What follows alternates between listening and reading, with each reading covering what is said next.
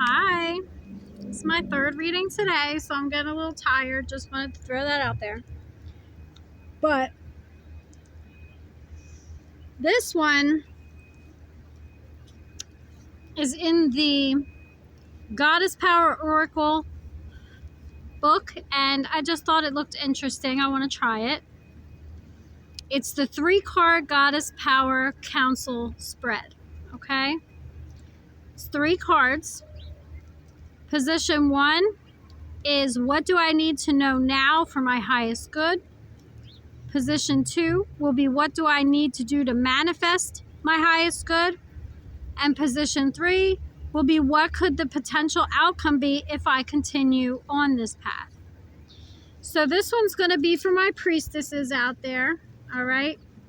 This one's going to be for my tarot card readers, my oracles, my star seeds, and my super duper good humans, okay?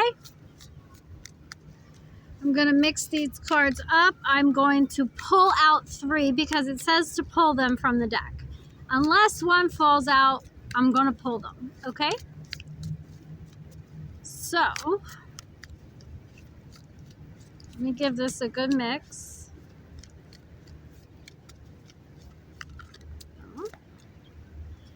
Well, we got 2, so I'm going to take this one. They're stuck together. Wow, they're really stuck together. All right.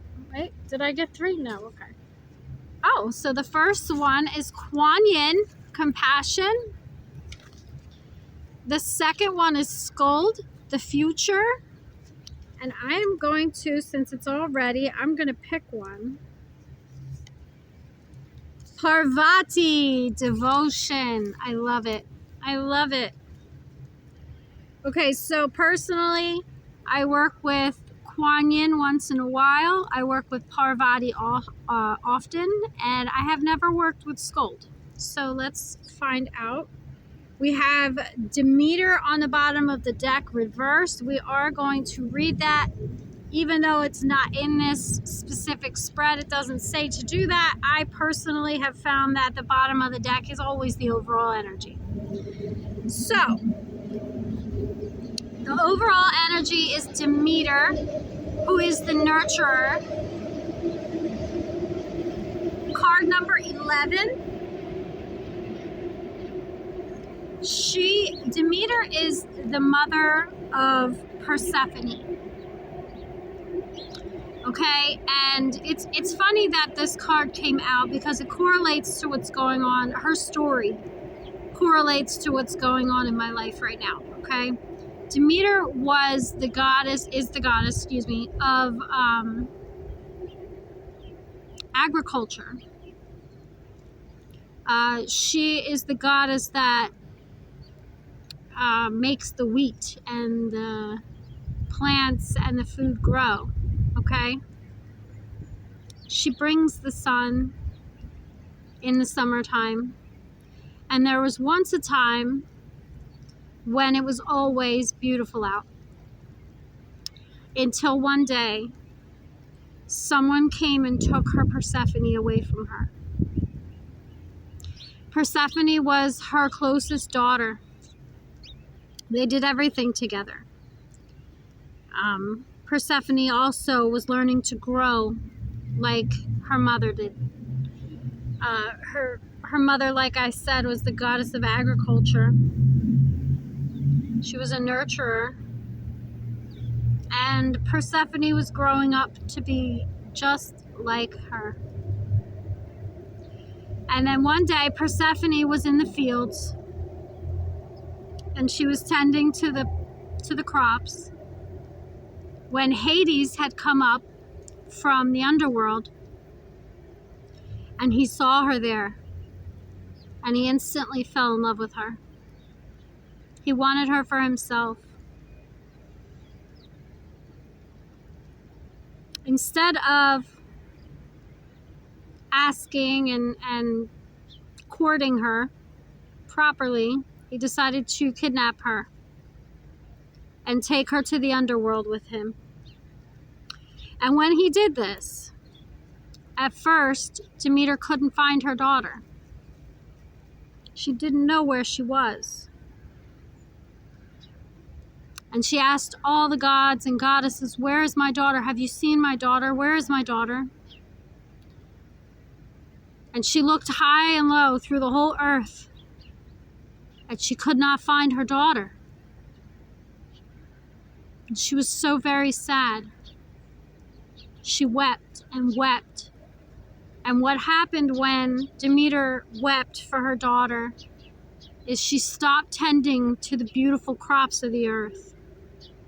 She was so depressed that she stopped doing her goddess duties. And the kingdoms began to fall because there was no food. Finally, one of the gods, on Demeter's behalf, went to Zeus and said, "Zeus, we can't live this way anymore. There's no food. We're going to die. The humans are going to all die. We have to do something. We have to find Persephone." So Zeus called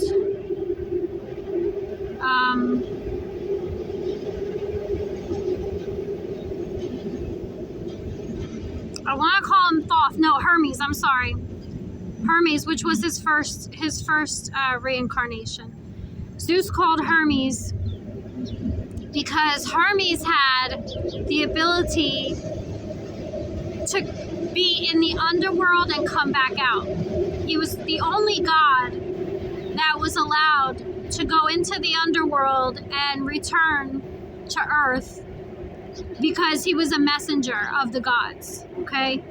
So he had to be able to have that ability because Hades was also one of the gods, and when he needed to know something, somebody had to come tell him. So Zeus told Hermes to go down to the underworld and see if something bad had happened to Persephone, which he did with the quickness. When Hermes got to the underworld, Hermes found out that Persephone was being held captive by Hades, and that Hades had said to tell Zeus, "I will not give her away. I will not give her back. I love her."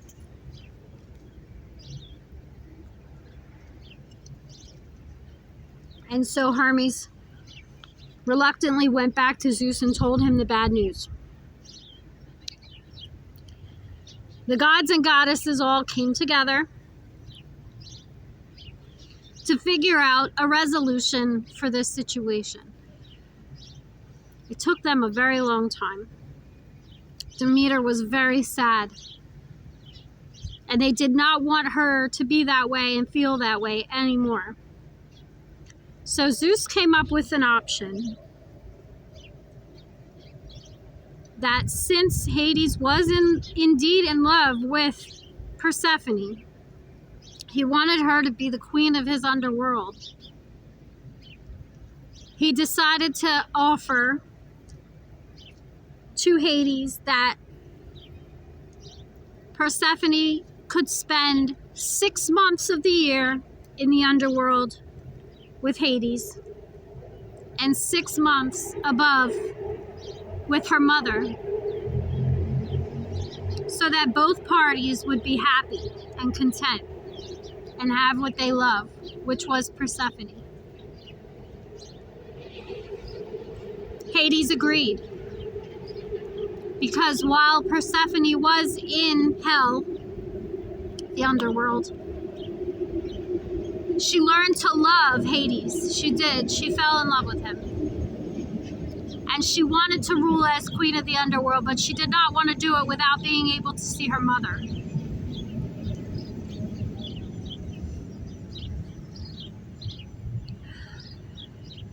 So it was set that during half of the year, Persephone would go into the underworld to rule the underworld with Hades, and during half of the year, she would be above ground to rule with her mother. And that's how we got the seasons. The seasons were made because when Demeter had Persephone during the hot months, she would grow the food and she would grow the crops and she would bring the light and she would bring the fertility because she had her daughter and she was happy. But as the time grew closer to Persephone leaving to go to the underworld every year, it would get a little colder and the crops would stop growing a little bit. And then when Persephone would go into the underworld, it would get cold and winter would come. So the humans had to learn to live with the seasons, and they would have to stock away their food for the cold months that were to come. And that is the story of Demeter and a mother's love. So,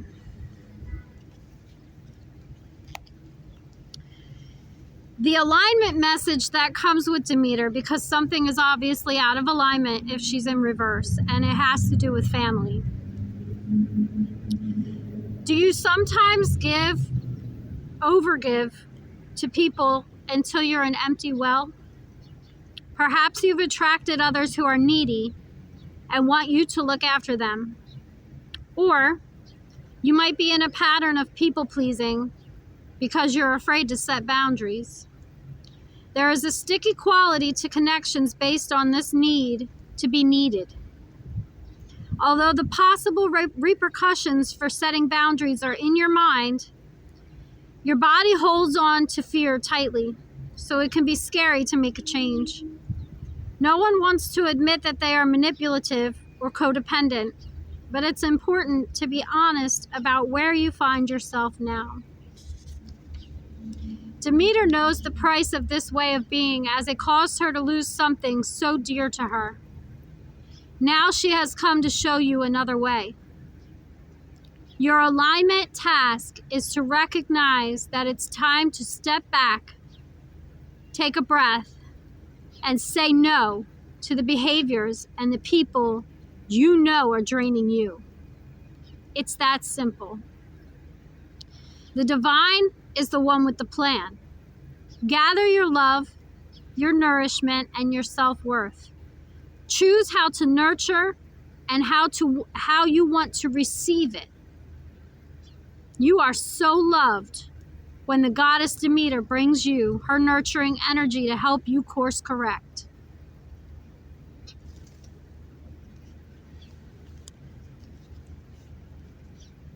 To all my people out there,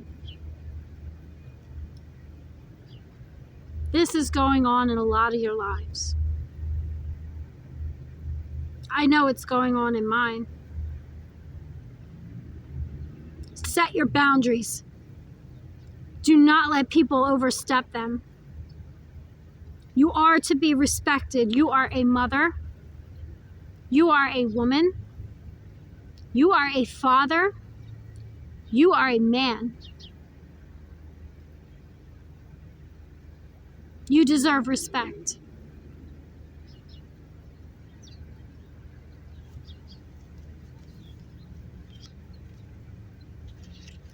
Position 1, Kuan Yin, compassion.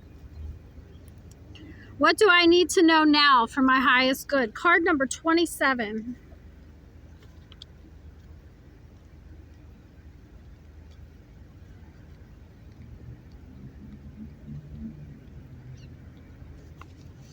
Empowerment message. They are all empowerment messages from here on out. They're all in the upright, okay?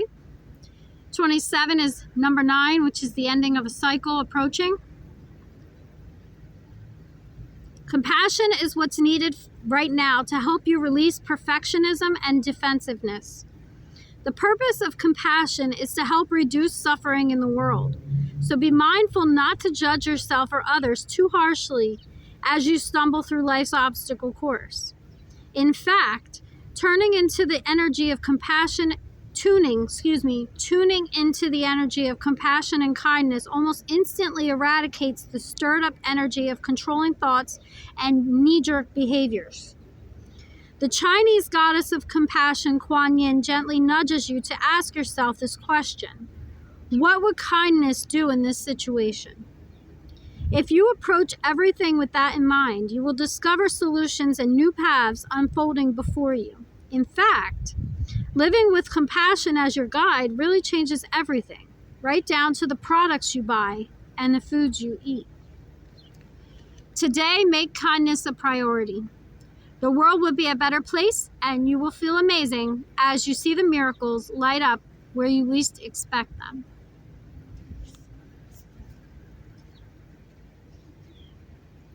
Position 2. What do I need to manifest my highest good?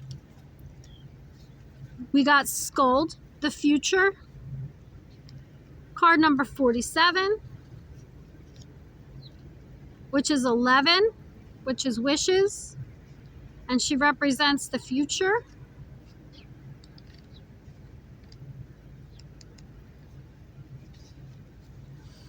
Empowerment message. As you set your intentions for the life you desire, the Norse goddess Skuld comes to show you glimpses of your future.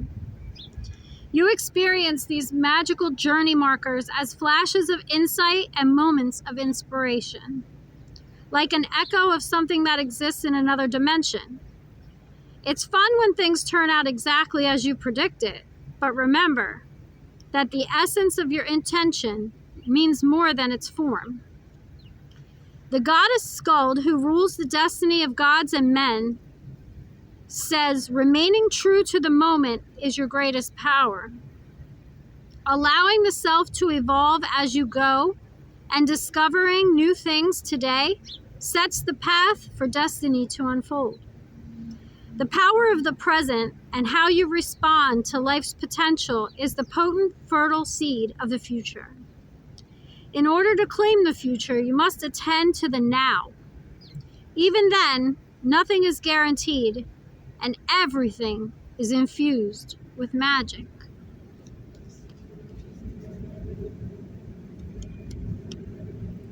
Position number 3 is, what could the potential outcome be if I continue on this path? We've got Parvati, the Hindu goddess of devotion. Card number 42, which ends up being a 7. I don't know why I couldn't spit that out. Okay, 42.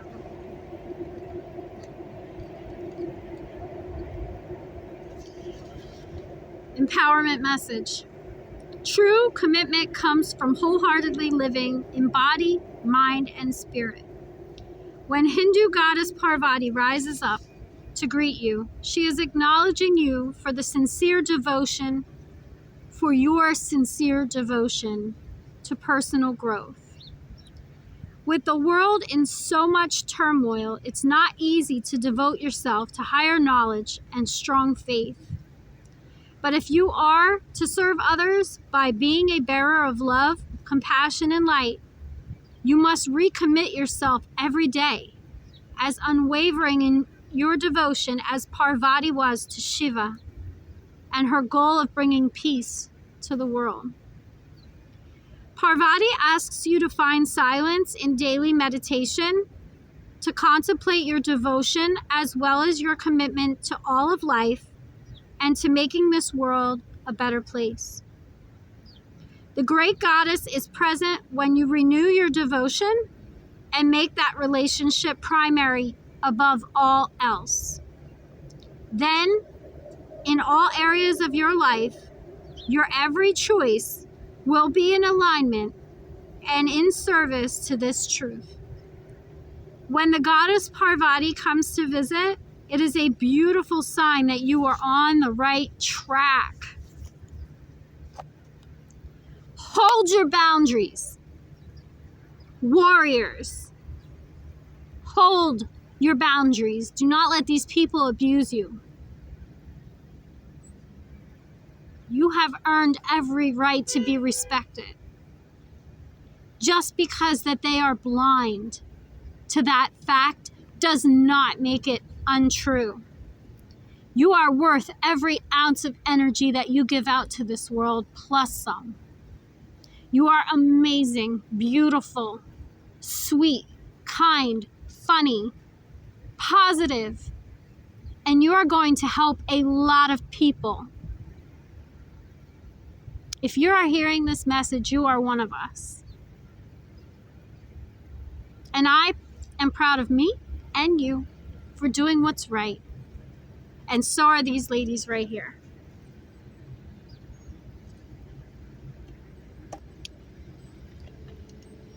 That was an amazing reading. I am so just floored that Demeter came out in this, because I definitely talk to her on a constant basis with what's going on in my life right now. And I, as you can see, she's here for me.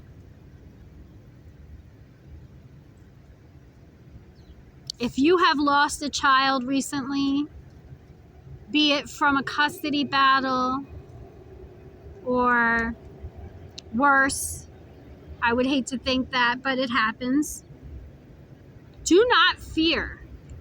She's got your back and everything will be okay. She knows the pain of losing her daughter. And she's there to comfort you and help you find your way of getting her back. She's there to help you come up with a compromise that will work for all parties involved, no matter how much it still hurts. And I thank her for showing up in my reading today, because this is an amazing reading. I'm very, very hype about it. It made me feel very good, very positive. And I hope it does the same for you.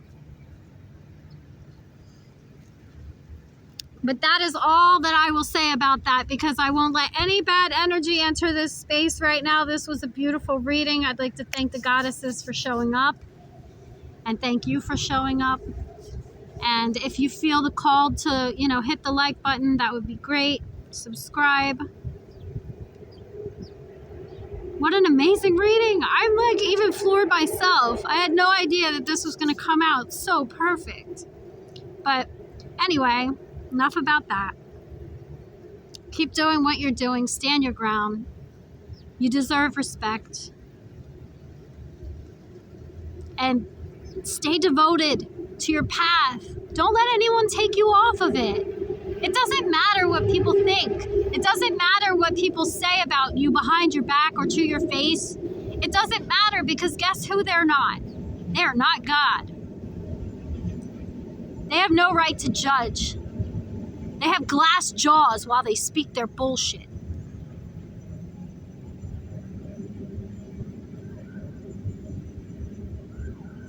Do not falter. We will bring this world into a better place together, somehow. We will. Okay? I love you all. Bye.